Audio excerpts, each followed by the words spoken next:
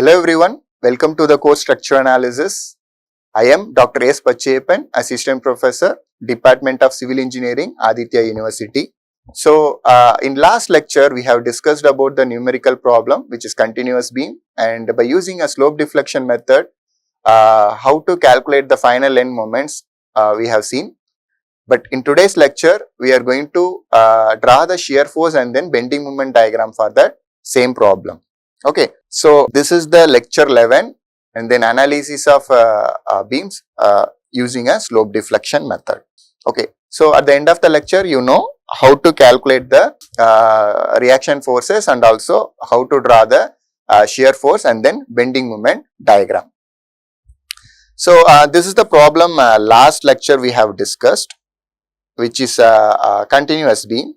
Support A is a fixed one and support B and support C, both are roller, and this is 6 meters, span AB 6 meters, span BC is 4 meters, span BC we have a UDL, the intensity is 15 kilonewton per meter, and span AB we have one eccentric load which is 45 kilonewton, this is 2 meters and this is 4 meters.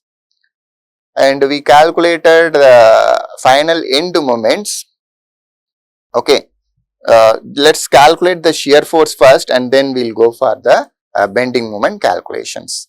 So calculating the shear force means what? First we need to calculate the reaction forces, then only we can able to calculate the end moments. So let's calculate the end moments for this. First I am going to consider the span AB fixed at this point and then simply supported at B. So this is A and this is B. We have the eccentric load 45 kilonewton. This is 2 meters and this is 4 meters. Overall span is 6 meters. So in last lecture I told that for calculating the reaction forces, we are considering the clockwise couples are positive and then anti-clockwise couples are negative. So some students going to have the issue with that. It depends whether they are taking a moment at the point A or a moment at the point B.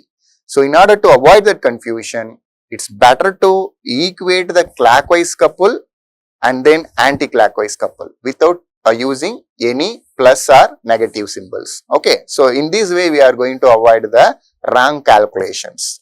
So what I am going to do, you have seen here. So already we have calculated the moments. Let's mark that moment here first of all in the different color. What are the moments we have in this beam? So this one we calculated 38 kilonewton meter and this one we calculated 24 kilonewton meter.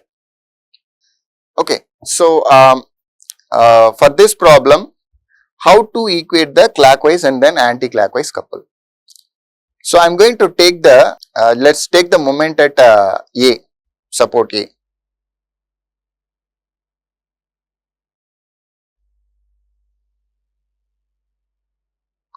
Taking moment at A.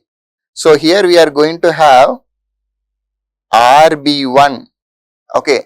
So because the support B is an intermediate support, we have a RB1 and here we are going to have the RA.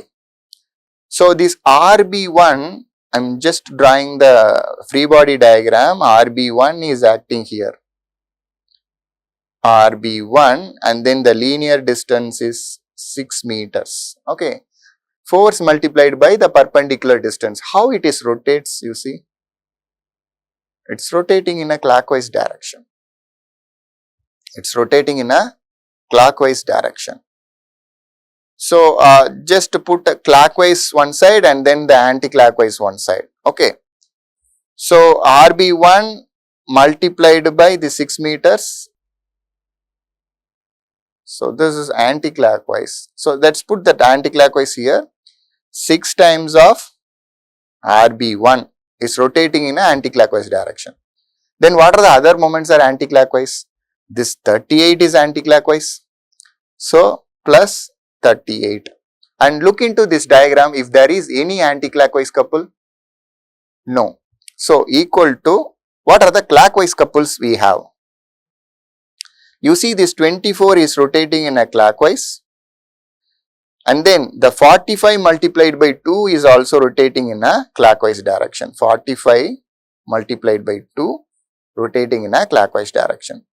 So while solving this, we'll be getting RB1 is equal to 12.67 kilonewton. Okay, simply equating the clockwise and then anti-clockwise couple.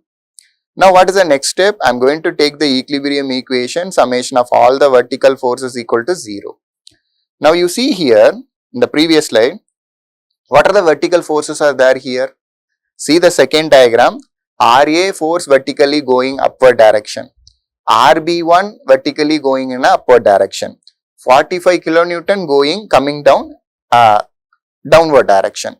So I am going to write plus RB because it's upward direction, and then plus RB1, and then the downward force minus 45 equal to 0. So this is RA, this is RA.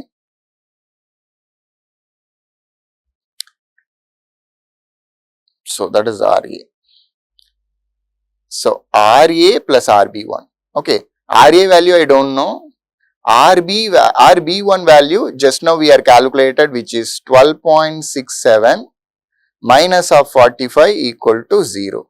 So RA is equal to minus 45 plus 12.67, and then we are taking outside, RA is equal to 32.33 kilonewton. 32.33 kilonewton.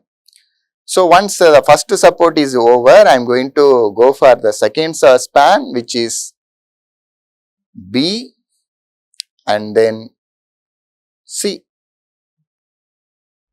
So here the moment is 24 kilonewton, and here the moment is 0, and the span is subjected to UDL, which is 15 kilonewton per meter, and this is 4 meters. Okay, now I am taking moment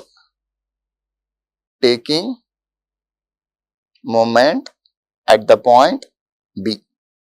Okay, so in that case what I can write, RC multiplied by 4, directly I can write 4 RC, okay, which is rotating in an anticlockwise direction. And what are the other moment rotating in an anticlockwise direction? This 24 is rotating in a anticlockwise direction. So plus 24. So that's it. Right hand side 0 moment is rotating in a clockwise direction. That also we write this 0. And then the 15 multiplied by 4 multiplied by 2 is rotating in a clockwise direction. Okay, so that is 15 multiplied by 4 into 2. So solving upon this, we will be getting RC is equal to 24 kilonewton.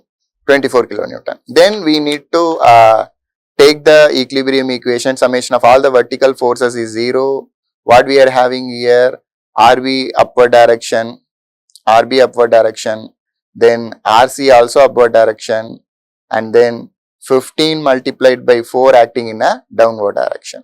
Okay, so let's write then RB2 is acting in upward direction, RC is upward direction, minus of load 15 into 4 is acting downward direction equal to 0. This is summation of all the vertical forces equal to 0. So from these we will be getting RB2, okay, and then what is the value of RC? 24 plus 24, okay, and minus 16 equal to 0. So RB2 is equal to 36 kilonewton. So we got all the reactions. RA is equal to 32.33 kilonewton, RB is equal to RB1 plus RB2. RB1 we got 12.67, RB2 is 48.67. So total 48.67 kilonewton. What about the RC? 24 kilonewton. So with this we got all the reaction forces. By using these reaction forces, we are going to compute the draw the shear force diagram. So let's draw the beam once again.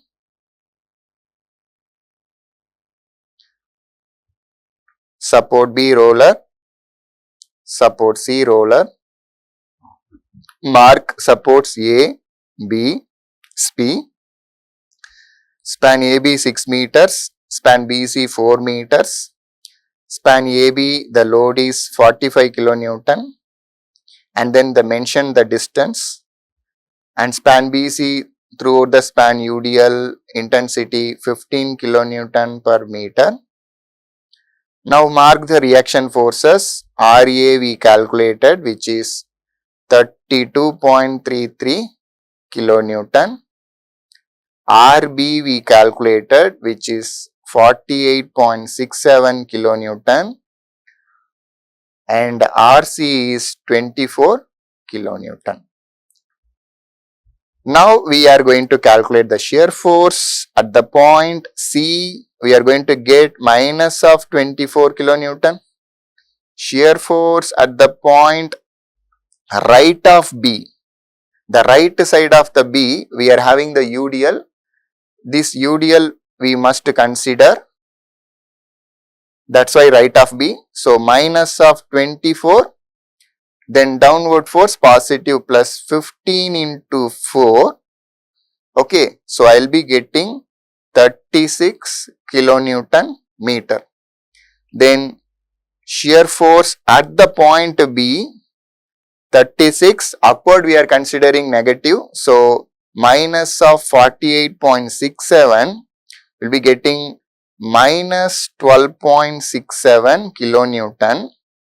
Then shear force at the point, let's give a name for this, where the point load is acting, that point we consider as D. So shear force at D is equal to minus of 12.67 plus 45. So I will be getting 32.33 kilonewton. And then shear force at the point A equal to 32.33. And then at that point we have the reaction is 32.33, so it will end up with 0.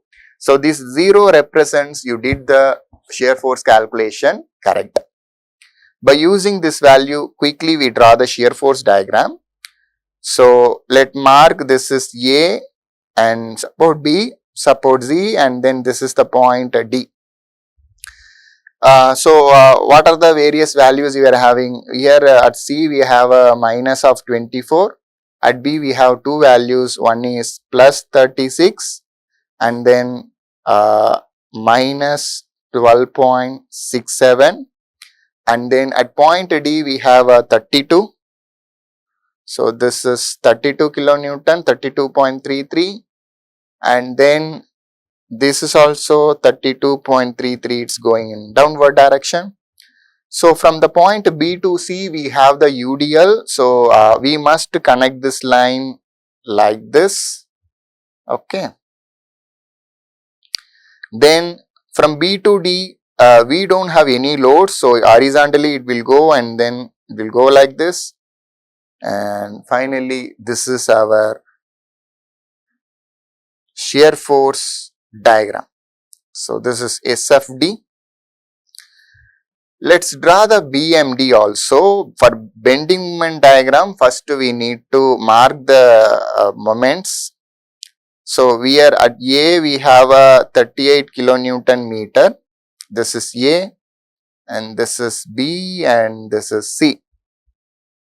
At point B we have 24 kilonewton meter. At point C is 0 because it's simply supported. Just to connect these lines like this.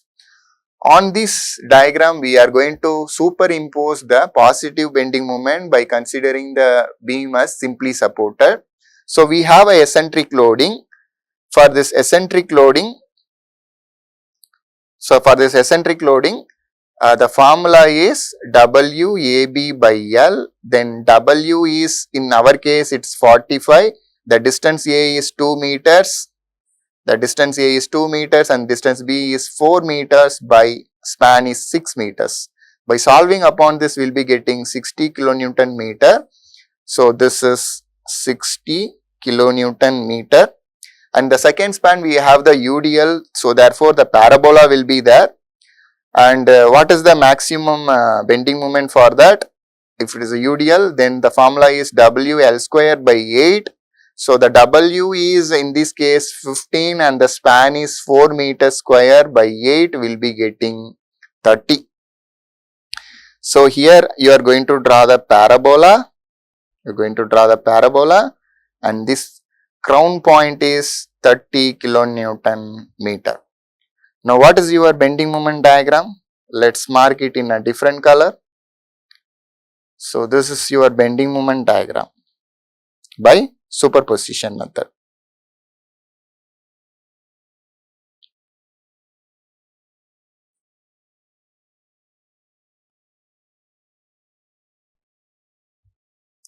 So, we got the bending moment diagram by superposition method. So, this is the bending moment diagram. So, in this lecture, we are discussed how to draw the shear force and then bending moment diagram, how to calculate the reaction forces for a continuous beam using the slope deflection method.